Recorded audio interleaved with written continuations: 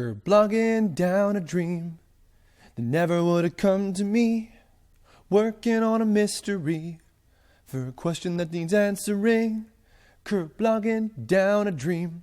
We're back. I took a little break to spray my fan juice everywhere about Zootopia, but I'm kind of continuing onward. It's not quite been like a themed month because I think it carried over from February, but I've been kind of answering like a series of different questions that have all been kind of like related and aligned to being creative, and I'm kind of continuing forward. This is a relatively new one that I just got from KudoTsurugi. Hey Kerb, I was hoping I could get your opinion on something for a future topic. I've been working on a story and I hope to animate, and its plot mainly centers around mysteries. I was wondering, what is your opinions on making a good mystery, and how would you keep it interesting without dragging it out? Thanks for your time, and good luck with future projects. So part of the reason that I'm doing this one first, rather before another certain topic that I got, is because there's a kind of a there's a planned sequel for this topic that has to do with, what the response to that sort of thing is. When you build a mystery in a story. And once again, kind of like I said with the storytelling process Kirblog that I did recently, I'm mostly going to be using TOME as an example in terms of like what I decided to do, but hopefully it will still, work and answer the question for what it's supposed to be. Something recent, and I think I might have even said this in the storytelling Kirblog, but it still bears repeating, is that something I learned from, I think it was an interview with Alex Hirsch, the creator of Gravity Falls, that it's actually better to have a mystery built up and people be able to guess what it is, as opposed to it coming completely out of nowhere and taking them by surprise. The actual feeling of the viewer feeling gratified that they were able to see it coming is better than it's more positive than like, whoa, I didn't see that coming, because the whoa, I didn't see that coming can also come into like, well, that was out of nowhere, and that can alienate and kind of get not the greatest reaction ever. For instance, I know that in my case, I might have talked about this before. No, I did. I talked about this before in the Kingdom Hearts Kirblog. But I think I had told the story about when Birth by Sleep came out. I guessed correctly the fate of a certain character. I won't spoil it in case any of you guys haven't played that game before, because I recommend it. It's very good. Mike Lucas and I played through it semi-recently, and I really enjoyed it. But I guessed one of the twists based off of that big, awesome CG trailer from the end of Kingdom Hearts 2. And when it happened, I saw it, the scene where like my theory basically came true. I was like, oh, that's awesome, and it was well done, and it made sense, and it worked for exactly what was supposed to happen with it. And so that's a an example in that sort of case. In the case of TOME, I talked about this before. Go back and listen to that in case you haven't heard the storytelling process Kirblog, because it has a lot to do with this in particular. And I'm going to be talking about a lot of TOME spoilers. So for those of you who have not watched Trade of Magical Expertise yet, please also do that. I would very much appreciate it, because we put a lot of work into it. But yeah, from here on out, I'll be talking about a lot of major character spoilers, because it's relevant to the topic. So I planned out a lot of things with the main 5 characters, like I was saying last time, about how I wanted each of the 5 main characters to have an important purpose in the grand scheme of the story, that is. And kind of what I ended up doing as a result of that is I fused certain characters together, and by that I mean like what were once individual characters in the old TV TOME Adventures show that predates TOME. I decided to make cross together into one thing instead. Or in some cases, kind of take certain traits and put them to something else. Examples include, and again, here we go into the spoiler territory, I gave the purple flame, quote-unquote, the antivirus, which was previously to Kerbifer. I took that and gave that to Flame Girl, because I felt that would make a little bit more sense and give her more of a purpose towards the end in terms of what the big plan was. Which, speaking of which, having Kerbifer and Zeto be the same person was a big thing that I'm going to get more into the specific details of in a little bit here. But that was one thing that led itself to being a really, really interesting part of the entire story as a whole. And then also the big final one, having Game Crazed and the character that was once known as Motherboard, now as Softy, the TOME version of them, or TOME equivalent of that character, having them be the same person made for a really interesting arc that in that case wasn't resolved or wasn't fully revealed until the very end of the show. And on that same note, revealing who the big final villain was going to be that was kind of pulling the strings behind all the shit that was happening, that was the trickiest to pull off, and there was a lot of conflict internally about whether that was the right thing to do or whether that was going to be satisfying, etc. And again, some of this I'll be covering, I think, in the sort of sequel to this topic, but I'll try to stay on hand. Building mysteries is definitely tricky business. It can be some of the trickiest things about your storytelling because it needs to all be worth it. Not just in terms of like it being satisfying, like what I was saying at the beginning, like, you know, whether you guess it right or whether it, you know, was a surprising experience in like a cool sort of way, but more so in how it impacts the story as a whole.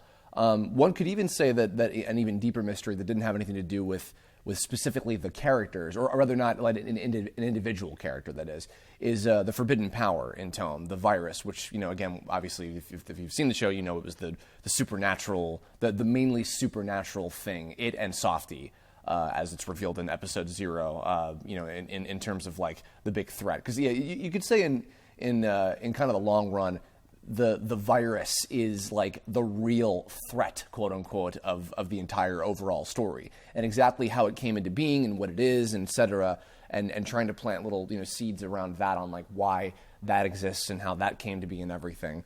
You know, that was something that kind of, I think, in tandem with the development of the characters, you know, came more and more outward.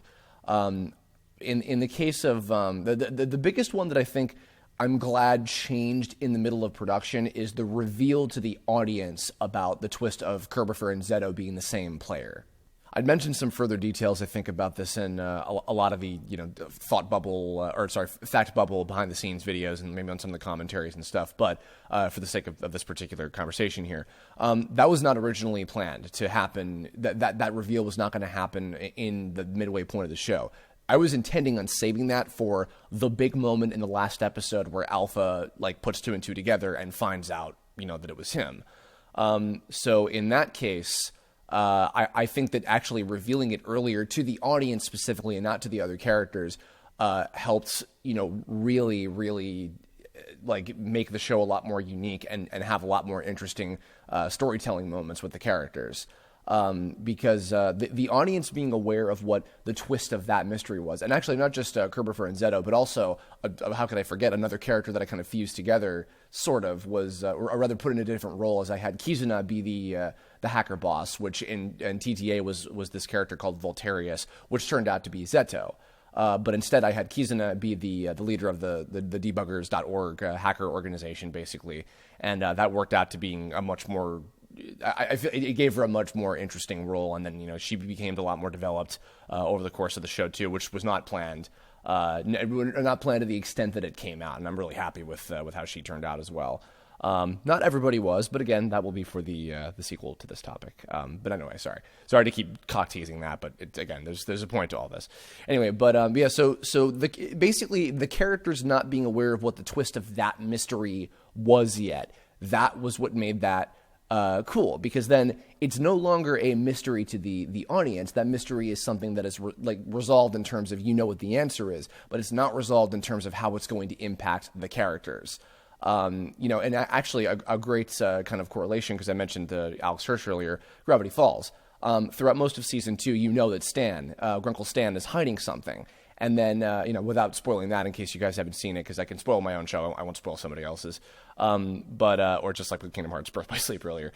Basically, by the halfway point of season 2 of Gravity Falls, the characters find out finally what this big mystery is. And and granted, the audience doesn't know exactly what it is yet.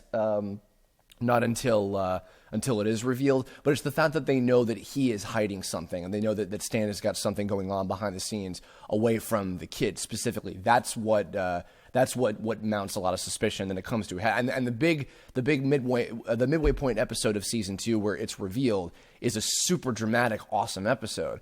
Interestingly, kind of my equivalent, and by the way, I'm not saying I even like lifted these ideas, but I'm saying they were similar kind of like, you know, story beats and maybe even tropes, I guess, to some extent. The big conversation in episode 12 where Alpha confronts the Net Kings and calls them out on what happened with the forbidden power and everything. The audience knowing that Kirblog is Zeto and he's related to all this stuff in the first place helped make that scene so much more tense and interesting and exciting, even for me. Like that is now one of my favorite scenes in the entire show, just to go back and look at that, to see like how like intense it is, and like everybody's acting was great. I tried to make the camera angles kind of like, you know, all intense on Kerbifer and like, you know, sweating bullets and everything. So in that kind of case, the mystery is like for the characters themselves that they're solving, which led into episode 13, the beginning act, where they're trying to figure out what is the deal behind this, why is this happening, kind of thing.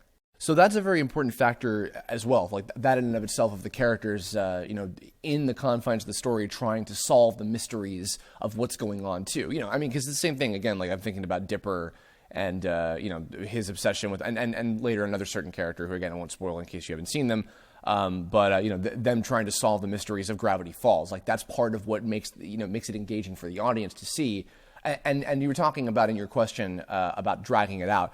I think the fact that if I actually would have gone with the original plan of not having the twist with Kerbifer and Zeto revealed until like the last episode, like that would have been like ridiculous, and that would have been dragging it out, I think, in retrospect, in a way that would have been too, like, it would have felt out of left field, or it would have been very unclear to the audience, because that was the thing. For a lot of after episode 10 happened, everybody wasn't entirely sure yet about if Kerbifer and Zeto were the same person. It wasn't totally clear that they were the same player, in fact, and it took until we got, you know, through season 2 that everybody was like, okay, this is pretty, you know, clear now as to what's going on here with this, you know, this single character under these two different identities, basically.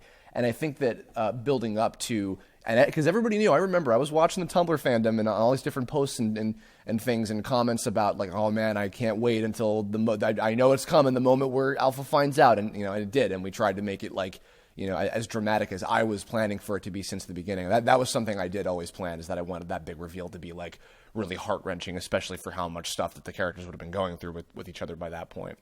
So in that case, that allowed it to not, that allowed us to not stretch it out in a way that was, and especially because in episode 15, I don't even want to imagine how ridiculous it would have been, like how like whoa, in reaction everybody would have been if all of these twists were revealed at the same time, because even there's hints kind of scattered throughout. I think like a fair amount of them in the episodes about Game Crazed real identity too, and actually that's a good one to talk about right here as well. So in the case of Game Crazed being Softy. So originally, episode 0 was going to be the beginning of the season. I've talked about this on many commentaries before, too. The reason that I moved it to the midway point was because I didn't want people to guess immediately what Game Crazed's real identity was. And I thought that putting it right after episode 13, so before the big infiltration mission and everything happened, would have mounted a lot more, you know, suspicion and intrigue and everything. And I think a fair number of people did put 2 and 2 together on Softy when they first saw her. And they could hear her voice, and I think even people figured out that like it was Casey in disguise using like a fake name in the credits and all that stuff, which we kind of was a little joke with us. And even I did that too with Kerbifer and Zeto in the early episodes, just to try and like mount it a little bit. But yeah, so I tried to like I tried to leave a fair amount of seeds of like what was really going on. Even actually going back to the Kerbifer and Zeto thing too, because I knew that twist from the beginning as well. And a lot of people thought I like made it up on the fly or whatever, but no, that was always designed that way. And there were little tiny things like. In episode 2, for instance, like one of the really early ones, when you know, Kerbifer's like still in beta, huh? When he's talking about Astrob's shield, because obviously he's in league with the hackers and Kuzina and all that. So the point of them going after it was because they needed it for their mission and all that. So the fact that he had little reactions and like, you know, or other little things like that, I can't think of too many examples off the top of my head, but stuff like that, I tried to be conscious of, to just lay little minor things. And that's another thing, too, is there is value to even going back and rewatching something, knowing what all of the answers are, and then being able to spot, oh, that was leading up to this. Oh, that makes so much sense now. Oh, this is why that character was doing that. That can also be a payoff. It doesn't necessarily have to be that way, because not everything has to be set up in such a way like, oh, you know, it's required that you go back and hunt for things. That's just like a little bit of an extra thing of like, if you're a fan and you're dedicated and you want to go back and like, you know, dissect more further things about a story. And I'm not just talking about TOME, I'm talking about anything. I mean, like Gravity Falls was absolutely a show designed fully for that sort of activity of like, you know, decoding what the different like ciphers were and like looking for all these little hints kind of scattered around and everything. There was a whole like featurette about that on Disney XD recently, I think before the finale aired, where like you can go back and look and find all these things kind of scattered around. That's cool, but that's not necessarily a requirement. But if you put a lot of thought into that for your own story, and you can have that work in a way that like it doesn't interfere with whatever is mainly going on in the central story of whatever the episode is, or however long the overall story is. I don't know how you're going to be pacing it out to anybody, not just the person who asked this, but anybody in general who's been thinking about this for their own stories. It's entirely up to you on how you pace it out, but it's just a bonus. It's not like an absolute rule that you have to follow or anything. The last big example was the villain, was the big unveiling of that. Again, spoilers in case you haven't seen the show, so this is last warning. Ruby Rules being the big guy that was pulling the strings behind that. I'm going to talk about a lot of this on the next like the sequel to this topic, but I'll just say that Liz and I in the writing process, we had a lot of discussions and a lot of arguments even about whether that was the right thing to do, if that was going to be a satisfying experience in the end. And, there was a lot of debate, and we had some different ideas. We played with like different things for how the finale was going to go. There was at one point where Kizuna was going to actually be like the big final one who was doing everything because of her motivations against Softy and all this stuff. But, and then even maybe having like Neo Mutant be the one doing everything on his own, and Ruby Rules had nothing to do with it. There were a lot of different ideas. And you know what? I'll even admit, because it's completely objective, I guess, in that case, but it's very possible that maybe one of those ideas could have feasibly been better than what I've been planning. But I wanted Ruby Rules to be the big villain, not just for the sake of like, oh my god, it's a big twist or whatever. Like, I genuinely believed in that idea, and I did have to fight for it, and whether or not it was the best idea to go with in the end is debatable. Like it's completely because I saw that there were some people who were like, oh really, like that was kind of out of nowhere. Because I will say this, I definitely wanted to make sure that Exec was not the villain, and I did, as a little tiny mystery. This is a very small scale one comparatively, but I tried to make him look suspicious because he was the big villain behind the villain in TV Tome Adventures, and I did not want to have him be that again in this one. So what I did was I had a little bit of some red herring-isms with the way that I animated him and his facial expressions and his tone of voice and everything during episode 0 and stuff like that to make him come a little off as like rough around the edges and everything, but also laying some little minor hints about Ruby Rules and kind of what his whole deal was. And some people did predict that too, and they did see that coming, and they were satisfied and everything. I was going to say earlier regarding being satisfied. At the AX screening, when everybody saw the big reveal of Softy and GC being the same person, that was like that got a huge reaction. Everybody was clapping and cheering. So that definitely proves the point earlier about the satisfaction of knowing that you were right. It definitely does pay off in the end. And there were gasps and horrors and like, oh my god, at Ruby Rules being revealed too.